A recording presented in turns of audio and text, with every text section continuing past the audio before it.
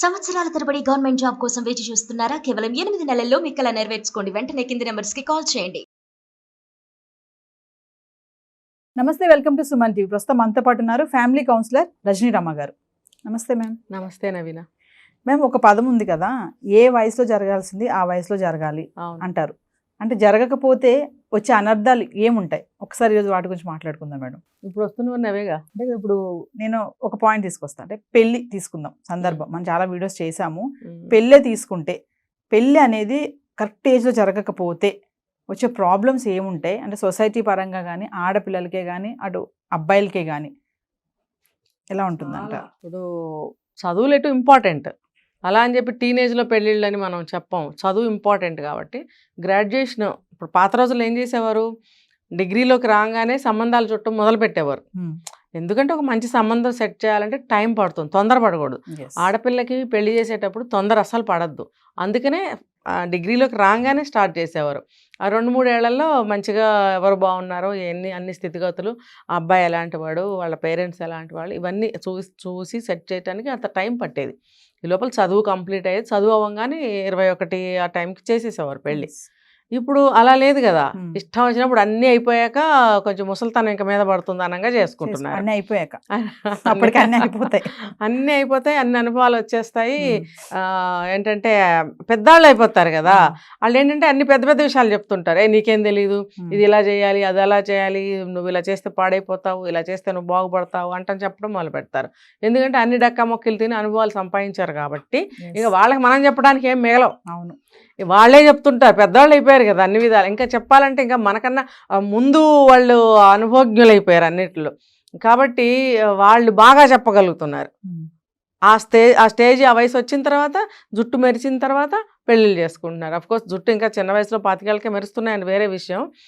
ఈ సందర్భంగా చెప్పాలంటే జుట్లు మెరిసిపోయిన తర్వాత పెళ్ళిళ్ళు చేసుకుంటున్నారు. ఒకప్పుడు ఏంటంటే ఆ సమయానికి ఆ చేయటం వల్ల ఏ టైంకి ఆ పని అంటే 20 సంవత్సరాల వరకు చదువు, ఆ తర్వాత జ్ఞానం వస్తుంది, ఒక మెచ్యూరిటీ వస్తుంది, మేజర్లు అవుతారు. అప్పుడు వాళ్ళకి అన్నీ తెలిసే వయసు అని చెప్పే కదా గవర్నమెంట్ కూడా నిర్ణయించింది 21 అని చెప్పి. సో ఆ వయసుకి పెళ్లి చేయటం అనేది మంచి సమయం. శారీరకంగా కానీ, మెంటల్గా కానీ అన్ని విధాల చక్కగా చదువు అబ్బుతుంది.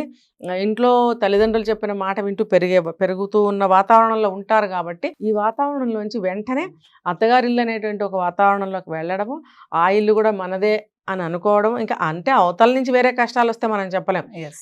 ఈ విధంగా ఇటువైపు నుంచి మాట్లాడాలంటే మాత్రం ఇలాగా. సో ఇలా చేయటం వల్ల అన్ని సజావుగా ఉండేవి.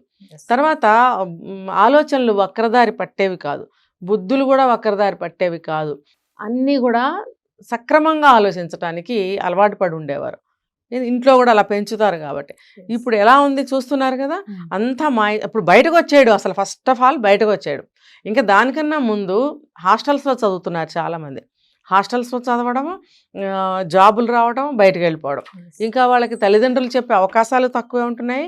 ఒకవేళ ఎలాగోలా పట్టుకుని చెప్తే వీళ్ళు వినే ఛాన్సు తక్కువ ఉంటుంది.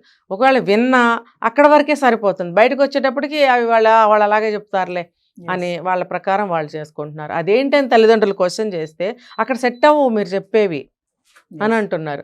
అంటే అక్కడ ఎక్కడ సెట్ అవ్వవు? నువ్వు ఒక సాఫ్ట్వేర్ జాబ్ చేస్తున్నావు, ఇంట్లో మనం చెప్పే సాంప్రదాయాలు అక్కడ సెట్ అవ్వవు.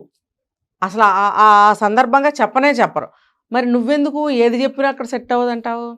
ఒక డ్రెస్ కోడ్ చెప్పామనుకో, డ్రెస్ ఇలా ఉండాలమ్మంటే అక్కడ సెట్ అవ్వదు. మరి హెయిర్ స్టైల్ ఇలా పెట్టుకోమంటే అక్కడ సెట్ అవ్వదు. ఇంకోటి చెప్పామంటే అక్కడ సెట్ అవ్వదు. ఒక టిఫిన్ బాక్స్ పెట్టిస్తే అక్కడ సెట్ అవ్వదు.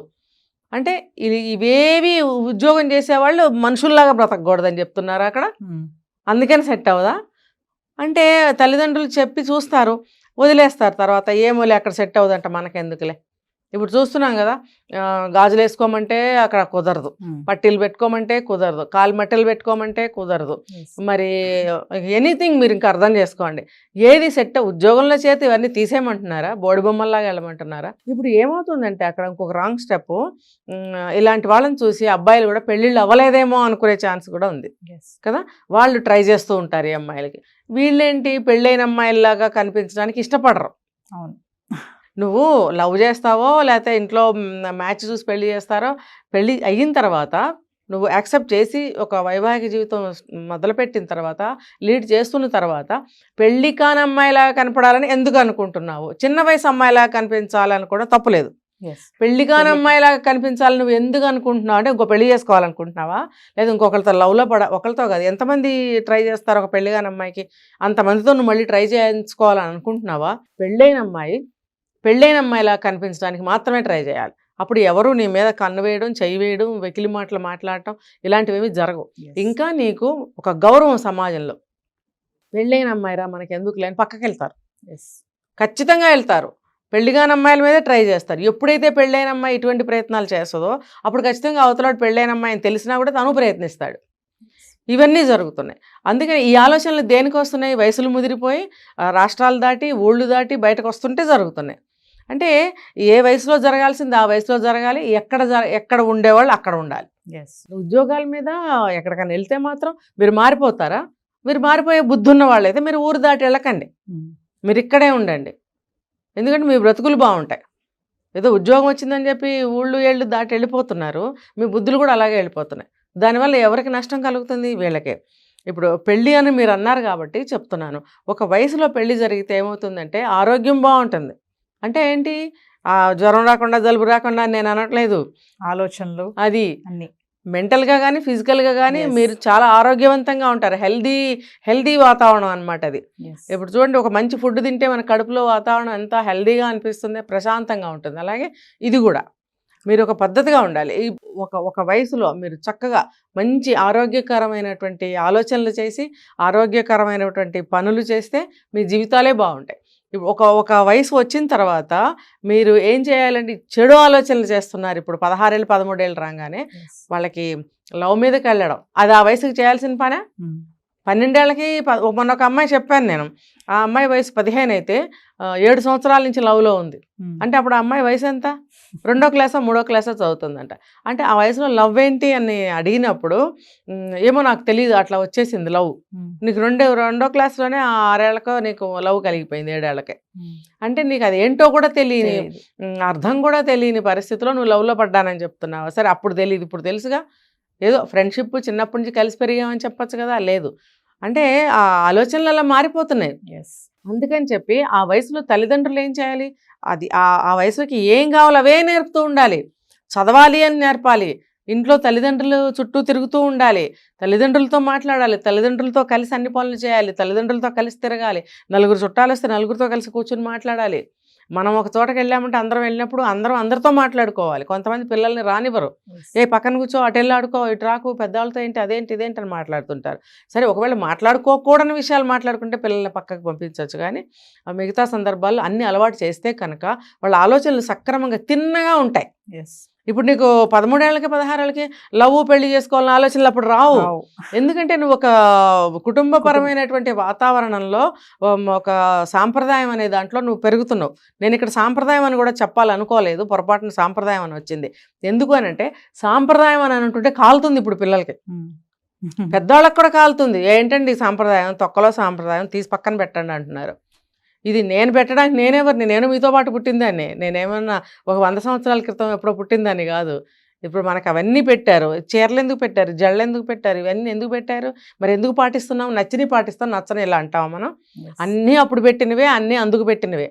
అన్నీ పాటించుకున్నప్పుడు జీవితాలు ఎలా ఉన్నాయి, అన్నీ మానేసినప్పుడు జీవితాలు ఎలా ఉన్నాయి? కాబట్టి పిల్లలకి ఏ వయసులో చేయవలసిన ముచ్చట్లు, ఏ వయసులో నేర్పవలసిన విషయాలు అప్పుడు చేయాలి, అప్పుడు నేర్పాలి. అవి ఎవరు చేస్తున్నారు? మరి ఇందులో కూడా నేను పేరెంటింగ్లోకి వెళ్తాను. మళ్ళీ ఇందులో కూడా తల్లిదండ్రులదే తప్పుగా అనిపిస్తుంది. సగం ముఖ్యంగా 50-60% తల్లిదండ్రులదే తప్పు ఉంటుంది. అన్నీ కూడా మీరు సక్రమంగా నడిపించిన తర్వాత కూడా వాళ్ళ తప్పుదారి పడితే పెద్ద అయిన తర్వాత ఒక 20-25 ఏళ్ళు వచ్చాక అది వీళ్ళ తప్పు కాదు. కానీ మన వంతు ప్రయత్నంగా మనం చెప్తూనే ఉండాలి. నేను చెప్పాను, నువ్వు ఎక్కడ ఎటువంటి వాతావరణంలోకి వెళ్ళినా కూడా మనం పెరిగినటువంటి విలువలు ఉంటాయి లోపల, ఆ విలువలు మిమ్మల్ని వెనక్కి లాక్కొస్తాయి. దానికి ఎవరు ఈ ప్రయత్నం చేయాలి? తల్లిదండ్రులు చేయాలి. మీరు నేర్పడమే మీ పని. నేర్చుకోనివ్వండి, మాననివ్వండి, చెప్తూనే ఉండండి.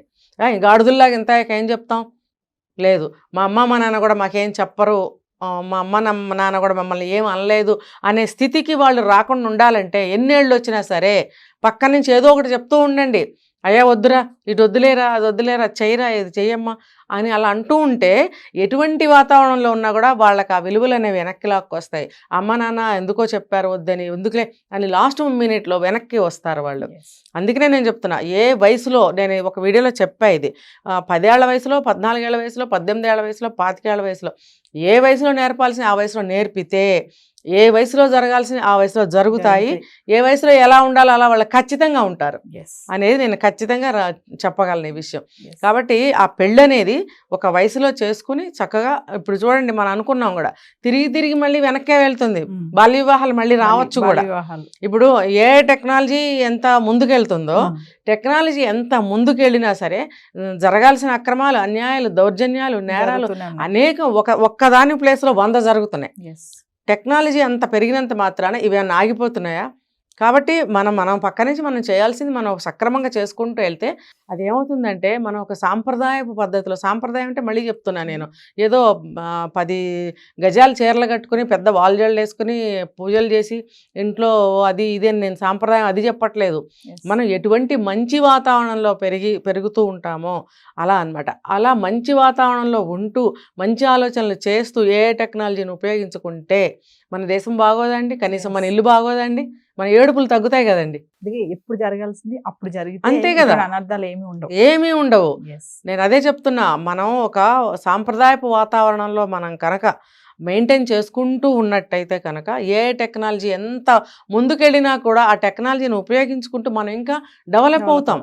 డెవలప్ అయినప్పుడు మన ఇల్లు బాగుంటుంది, మన ఊరు బాగుంటుంది, మన దేశం బాగుంటుంది, టెక్నాలజీ ఇంకా ముందుకు అభివృద్ధి చెందే అవకాశం కూడా ఉంటుంది. ఇప్పుడు వాళ్ళు భయపడుతున్నారు, ఏమి డెవలప్ చేస్తే ఏమి ముంచుకొస్తుందో దేశానికి అని. ఇప్పుడు మొన్న ఒక అబ్బాయి ప్రేమించాడు అమ్మాయిని, ఏ టెక్నాలజీలో అమ్మాయిని, ఆ అబ్బాయి చనిపోయాడు. ఏమైంది మరి? ఆటోమేటిక్గా వాళ్ళు భయపడతారు కదా, దాన్ని డెవలపర్స్ అందరూ.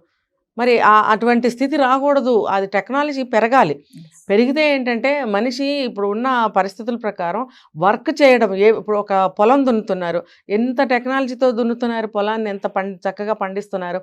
పాతకాలం రైతులు ఎంత కష్టపడేవారు. ఇలా ప్రతి ఒక్కటి తీసుకుంటే టెక్నాలజీ పరంగా చాలా ఈజీ అయిందా లేదా?